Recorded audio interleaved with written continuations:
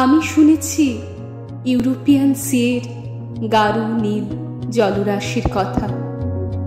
আমি শুনেছি এখানকার সমুদ্রের সুন্দর উপকূলের কথা।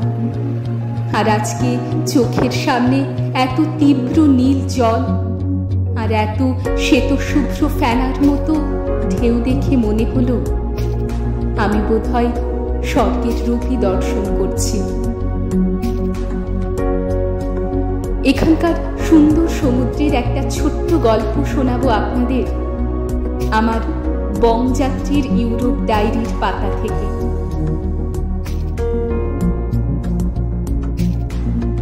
স্বাগত আপনাদের সকলকে উত্তর ফ্রান্সের নরম্যান্ডি অঞ্চলের লে হাভর বিচে।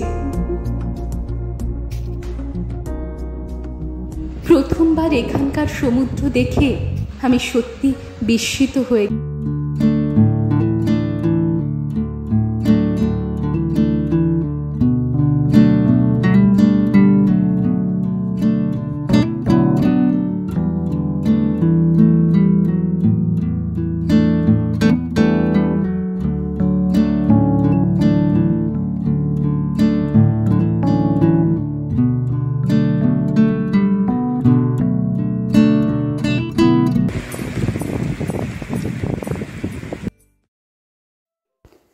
যাত্রা শুরু করছি প্যারিস থেকে। খুব সকাল সকালে চলে এলাম প্যারিসের অন্যতম ব্যস্ত স্টেশন সেন্ট লাজারেতে। এখান থেকে বুলেট ট্রেন। দোতলায় ট্রেনগুলোতে রয়েছে সমস্ত রকম সুযোগ সুবিধে। এই ট্রেন প্রায় ৩০০ কিলোমিটার রাস্তা অতিক্রম করবে মাত্র ২ ঘন্টারও কম সময়। স্টেশন থেকে ট্রেনের সিট এত পরিষ্কার পরিচ্ছন্ন যে সত্যি দেখে ভীষণ ভালো লাগলো। আগে থেকে ট্রেনের সিট বুক করাই ছিল, তাই আর একটুও সময় নষ্ট না করে ঝটপট ট্রেনে উঠে পড়লাম। দোতলায় সিট নিয়েছিলাম ভালো করে রাস্তাটা উপভোগ করব বলে। সেই বলে না, journey is more important than destination. সত্যি তাই। এরপর শুরু হলো আমাদের যাত্রা। সেন নদীকে সঙ্গী করে আমাদের গন্তব্য হলো সমুদ্র। কত কত ইউরোপিয়ান কটেজ, কত কত ল্যান্ডস্কেপ পেরিয়ে যাচ্ছে। বাইরের দৃশ্যটা এতই সুন্দর যে সময় নিমিষেই পার হয়ে যাচ্ছিল। কিছু কিছু জায়গা এত নির্জন যে ভাবছিলাম এখানে কত কম মানুষই না থাকে। সেন নদীটি গিয়ে মিশেছে ইংলিশ চ্যানেলে।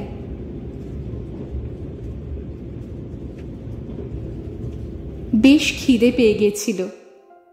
বাড়ি থেকে নিয়ে আসা খাবার দিয়ে ঝটপট সকালের ব্রেকফাস্ট সেরে নিলাম। আর সাথে ছিল ড্যানিশ পেস্ট্রি। শরীর মন একদম চাঙ্গা হয়ে গেল। এরপর সকাল 10:30টার মধ্যে পৌঁছে গেলাম লে হাভর স্টেশনে। সুন্দর পেন্টিংস দিয়ে সাজানো রয়েছে স্টেশনটা। এখানে রাখা পিয়ানো বাজাচ্ছিল কিছু মানুষ। সুরটা সত্যি খুব মিষ্টি। এইসব শুনে মনটা রোদ ঝলমলে আকাশের মতো ফুরফুরে হয়ে গেল।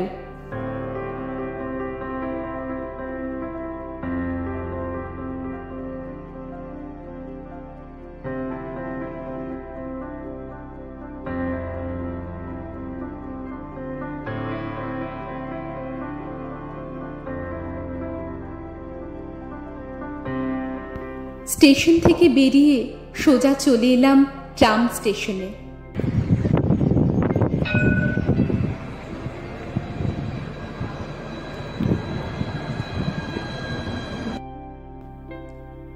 প্যারিস, লিল এবং ন্যান্সির পরে ফ্রান্সের চতুর্থ শহর ছিল এই লে হাভর, যেখানে ট্রাম পরিষেবা প্রথম চালু হয়। শহর জুড়ে এঁকে বেঁকে চলেছে ট্রাম লাইন। কি সুন্দরই না দেখতে লাগছিল। আগে থেকে অনলাইনে এয়ারবিএনবি বুক করা ছিল, তাই আর একটুও সময় নষ্ট না করে ট্রাম ধরে সোজা চলে এলাম বিচে। আর সামনে দেখতে পেলাম আদিগন্ত সমুদ্র। সমুদ্রের সৌন্দর্য যে কাউকে এক সম্পূর্ণ অন্য রকমের ভালো লাগায় ভরিয়ে দিতে পারে।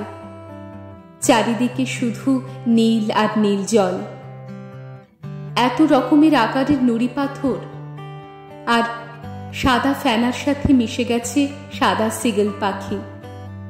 এ যেন সম্পূর্ণ এক অন্য বিশ্ব। আর আমি ভাবতেই পারছিলাম না আমি এখানে আছি। জায়গাটা আসলে এতই জনবিরল যে এখানকার সৌন্দর্য এখনো অটুট রয়েছে। ছোটবেলায় যেমন করে নুড়ি পাথর সাজাতাম, তেমনি করে নুড়ি পাথর সাজিয়ে জলে পা ভিজিয়ে ফটো তোলার নানান রকম পোজ দিয়ে জায়গাটার সৌন্দর্য চেটে পুটে উপভোগ করছিলাম।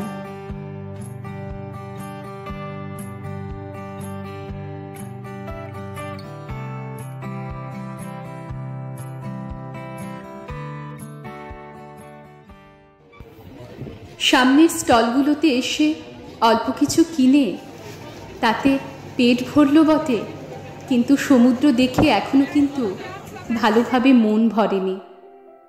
সত্যি সমুদ্রের রূপ যে কোনো মানুষকে মুগ্ধ করে দিতে পারে।